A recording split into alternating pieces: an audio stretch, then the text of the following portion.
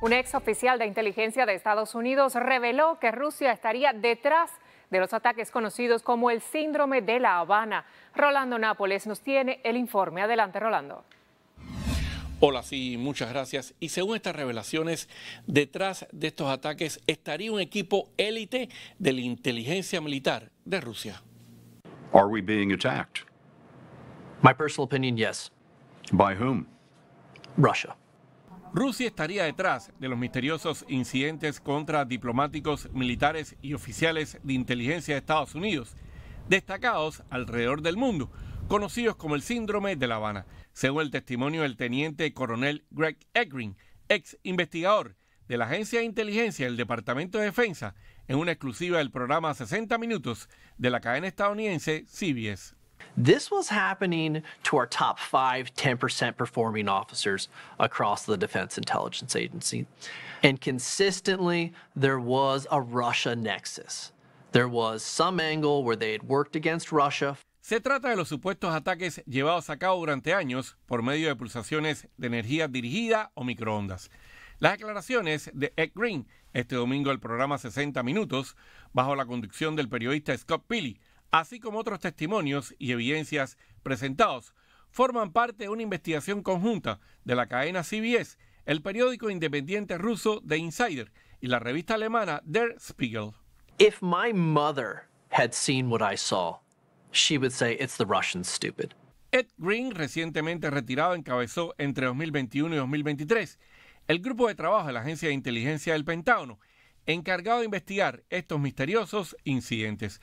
De acuerdo con The Insider, esa responsabilidad permitió a Ed Green tener acceso a información clasificada, reunida no solo por el Departamento de Defensa, sino también por otras entidades de la comunidad de inteligencia de Estados Unidos. Que a diferencia de lo que sugiere el gobierno norteamericano oficialmente, las personas encargadas de investigar esto para la inteligencia militar norteamericana han salido a decir no, sí existe un adversario que está haciendo esto, un enemigo que está haciendo estos ataques, que es Rusia. Los ataques formarían parte de una operación mayor a cargo de la Unidad 29155 del Servicio de Inteligencia Militar de Rusia, cuyo comandante fundador es el general Andrei Averianov, actual subdirector de la entidad de espionaje del Ministerio de Defensa de Moscú. De acuerdo con la investigación periodística, los ataques habrían comenzado 2 años antes de que se registraran en Cuba más de una veintena de casos entre el 2016 y el 2017, según el conocido abogado Mark Seig, quien representa a varias de las víctimas.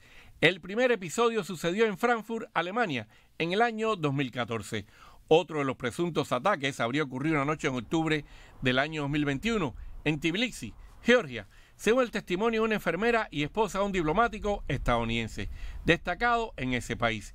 El programa 60 Minutos menciona una llamada telefónica interceptada esa noche, en la que se le escucha a un hombre preguntar en ruso: ¿se supone que tenga unas lucecitas verdes? ¿Debo tenerlo encendido toda la noche?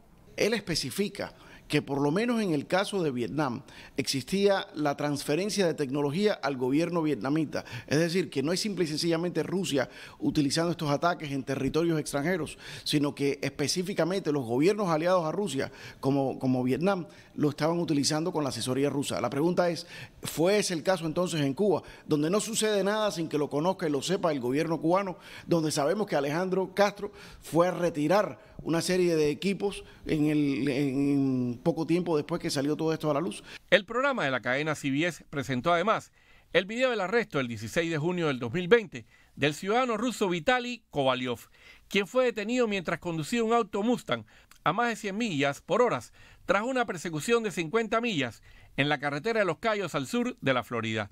Kovalyov llevaba consigo un sofisticado equipo electrónico con el que podía borrar los datos computarizados del auto, un GPS y documentos bancarios de Citibank con un saldo de $75,000. Kovalyov fue entrevistado durante 80 horas por el FBI y sentenciado a 30 meses de cárcel que cumplió en Estados Unidos.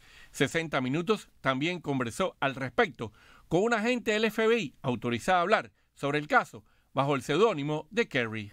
Yo creo que esto ratifica lo que venimos enunciando desde el mismo principio, de que estos ataques de energía dirigida es una vasta operación por parte de Rusia en contra de la inteligencia americana y en contra de la diplomacia americana, y que el régimen castrista fue socio plenamente en esta operación. Kovalyov había trabajado anteriormente como chef en Washington y Nueva York, pero al salir de prisión regresó a Rusia, donde aparentemente habría muerto en el frente de batalla en Ucrania.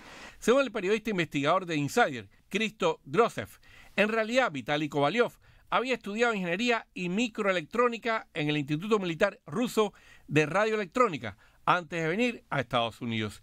El programa 60 Minutos mostró una copia del correo electrónico que, según Grozev, vincula a la unidad 29155 de la Agencia Rusa de Espionaje Militar con un arma de energía dirigida no letal. Moscú habría compartido este tipo de tecnología con los servicios de inteligencia de países aliados como Vietnam. Tras la publicación del reporte del programa 60 Minutos de la cadena CBS, congresistas como el republicano Carlos Jiménez por la Florida afirmaron que el régimen asesino de Cuba debe enfrentar las más altas consecuencias por atacar a oficiales de Estados Unidos y colaborar con Rusia para socavar a nuestro país. Creo que las revelaciones son contundentes y muestran un esfuerzo deliberado por golpear a los mejores oficiales de la inteligencia americana, de la diplomacia, para neutralizarlos en esta lucha Rusia por lograr la ascendencia mundial.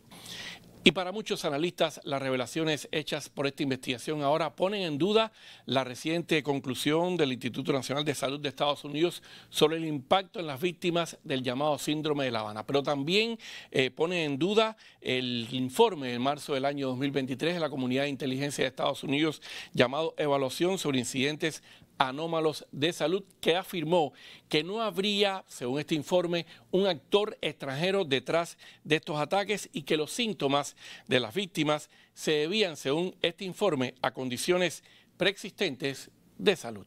Rolando Nápoles, América Noticias.